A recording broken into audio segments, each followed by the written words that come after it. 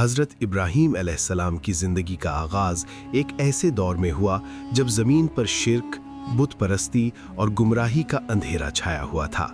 لوگ اپنے ہاتھوں سے بنائے ہوئے بتوں کے سامنے جھکتے، ان سے دعائیں مانگتے اور انہیں ہی نفع و نقصان کا مالک سمجھتے تھے۔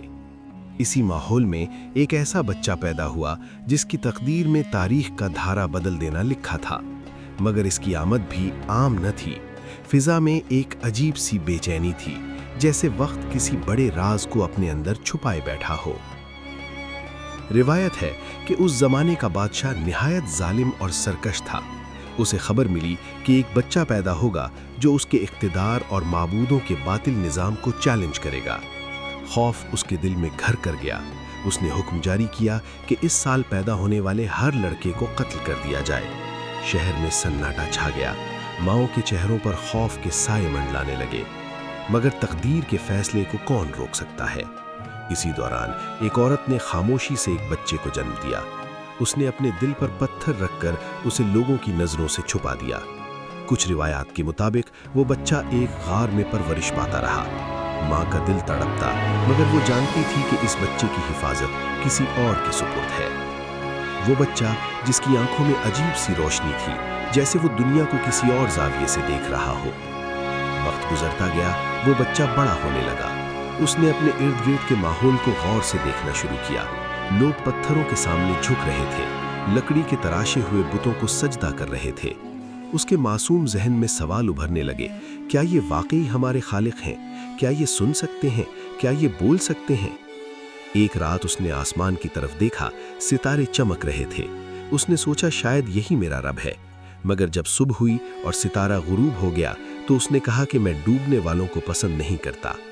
پھر اس نے چاند کو دیکھا، چمکتا ہوا، روشن۔ دل میں خیال آیا کہ شاید یہی میرا رب ہے، مگر وہ بھی ڈوب گیا۔ پھر سورج نکلا اپنی پوری آب و تاب کے ساتھ۔ اس نے کہا یہ سب سے بڑا ہے، مگر جب وہ بھی غروب ہوا تو حقیقت اس پر عیاں ہو چکی تھی۔ اس نے اعلان کیا کہ وہ ان سب سے بیزار ہے اور اس ایک رب کو مانتا ہے جو کبھی غروب نہیں ہوتا۔ یہ اعلان صرف الفاظ نہ تھے، بلکہ ایک انقلاب کی ابتدا تھی۔ اس کے والد جو بت تراشنے کا کام کرتے تھے حیران رہ گئے۔ انہوں نے اپنے بیٹے کو سمجھانے کی کوشش کی، ڈرایا، دھمکایا، مگر اس نوجوان کے دل میں یقین کی جو شمع روشن ہو چکی تھی وہ بجھنے والی نہ تھی۔ آہستہ آہستہ اس نے اپنی قوم کو بھی دعوت دینی شروع کی۔ وہ پوچھتا کہ کیا یہ بت تمہیں فائدہ پہنچا سکتے ہیں؟ کیا یہ تمہاری پکار سن سکتے ہیں؟ لوگ غصے میں آ جاتے۔ انہیں اپنے آباء و اجداد کی روایات عزیز تھیں، سچ سننا ان کے لیے آسان نہ تھا۔ ایک دن شہر میں بڑا تہوار تھا، سب لوگ باہر جا رہے تھے۔ اس نوجوان نے کہا کہ وہ بیمار ہے، اس لیے نہیں جائے گا۔ جب سب چلے گئے تو وہ خاموشی سے بت خانے میں داخل ہوا۔ اس کی آنکھوں میں عزم کی چمک تھی۔ اس نے ایک ایک کر کے تمام بتوں کو توڑ دیا، صرف سب سے بڑے بت کو چھوڑ دیا اور کلہاڑا اسی کے کندھے پر رکھ دیا۔ جب لوگ واپس آئے تو منظر دیکھ کر چیخ اٹھے۔ ان کے معبود ٹکڑے ٹکڑے ہو چکے تھے۔ انہوں نے پوچھا کہ یہ کس نے کیا؟ کچھ لوگوں نے کہا کہ ایک نوجوان ہے جو ان بتوں کے خلاف باتیں کرتا ہے۔ اسے بلایا گیا، سب کی نظریں اس پر تھیں۔ اس نے نہایت سکون سے کہا کہ تم اس بڑے بت سے کیوں نہیں پوچھتے؟ شاید اسی نے کیا ہو۔ لوگ خاموش ہو گئے۔ وہ جانتے تھے کہ بت بول نہیں سکتے۔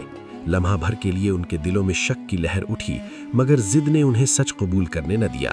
انہوں نے فیصلہ کیا کہ اسے سزا دی جائے۔ ایک بہت بڑا آلہ تیار کیا گیا۔ آگ کے شعلے آسمان سے باتیں کر رہے تھے۔ لوگ جمع تھے۔ فیصلہ ہو چکا تھا کہ اسے آگ میں ڈال دیا جائے، مگر جب اسے آگ میں پھینکا گیا تو کچھ عجیب ہوا۔ شعلے ٹھنڈے ہو گئے، آگ سلامتی بن گئی۔ وہ آگ جس کا کام جلانا تھا اسے چھو بھی نہ سکی۔ لوگ حیران رہ گئے۔ کچھ کے دل نرم پڑنے لگے، مگر اکثریت کے غرور نے انہیں اندھا کر رکھا تھا۔ اس واقعے کے بعد اس نوجوان نے ہجرت کا فیصلہ کیا۔ وہ اپنی بیوی کے ساتھ ایک نئی سرزمین کی طرف روانہ ہوا، جہاں اسے اپنے رب کی عبادت آزادی سے کرنی تھی۔ سفر آسان نہ تھا، آزمائشیں اس کے قدم قدم پر منتظر تھیں۔ ایک بادشاہ کے دربار میں بھی اسے آزمایا گیا، مگر ہر بار اللہ کی مدد اس کے ساتھ رہی۔ وقت گزرتا گیا، مگر ایک دکھ اس کے دل میں تھا، اولاد کا نہ ہونا۔ برسوں کی دعا اور صبر کے بعد اسے خوشخبری ملی کہ اس کے گھر بیٹا پیدا ہوگا۔ بڑھاپے میں یہ خوشی کسی معجزے سے کم نہ تھی۔ پھر ایک اور آزمائش آئی۔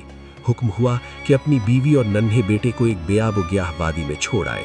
ये कैसा हुक्म था? दिल कांप उठता है सोचकर, मगर उसने हुक्म मान लिया। बीवी ने पूछा, क्या ये अल्लाह का हुक्म है? उसने कहा हाँ। तो वो बोली, फिर वो हमें ज़ाया नहीं करेगा। रेगिस्तान की तपती रेत, न पानी न साया। माँ अपने बच्चे के लिए पानी की तलाश में सफ़ा और मरवा के दरमियान दौड़ती रही। अचानक ज़मीन से पानी का चश्मा फूट पड़ा। ये ज़मज़म था जो आज तक जारी है। इसी वादी में बाद में एक अजीम घर की बुनियाद रखी जानी थी। वक्त गुजरा, बेटा बड़ा होने लगा। फिर ख्वाब आया, ऐसा ख्वाब जो किसी बाप के लिए सबसे कड़ी आजमाइश हो सकता है। हुक्म था कि अपने बेटे को अल्लाह की राह में कुर्बान कर दे। उसने बेटे को ख्वाब सुनाया। बेटे ने जवाब दिया, आपको जो हुक्म मिला है कर गुजरे, आप मुझे सब्र करने वालों में पाएंगे। वो लम्हा, बाप के हाथ में छुरी, बेटा पेशानी के बल लेटा हुआ। दिलों की धड़कनें जैसे रुक गई हों, मगर जैसे ही उसने छुरी चलानी चाही, हुक्म आया कि तुमने ख्वाब सच्चा कर दिखाया। एक दुम्बा भेज दिया गया और बेटा महफूज रहा। ये कुर्बानी रहती दुनिया तक ईमान और इताअत की अलामत बन गई। बाद में इसी बेटे के साथ मिलकर उसने एक घर की बुनियाद रखी, एक ऐसा घर जो क़यामत तक आने वालों के लिए मरकज़ बन गया। दीवारें उठती जा रही थीं और दोनों दुआ कर रहे थे कि अल्लाह उनकी इस खिदमत को कबूल करे।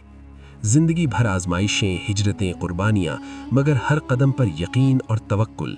वो सिर्फ एक नबी न थे, बल्कि एक उम्मत थे, सब्र, वफा और इखलास की अलामत।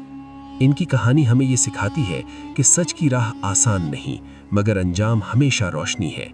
आजमाइशें जितनी बड़ी हों, इनाम भी उतना ही अजीम होता है। और जो शख्स अपने रब पर भरोसा कर ले, उसके लिए आग भी गुलजार बन सकती है, रेगिस्तान भी चश्मा बन सकता है, और कुर्बानी भी हमेशा के लिए यादगार बन सकती है।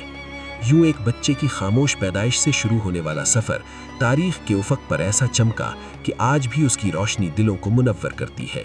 और शायद यही असल राज है कि जो शख्स खुद को अल्लाह के हवाले कर दे, वो कभी तन्हा नहीं होता।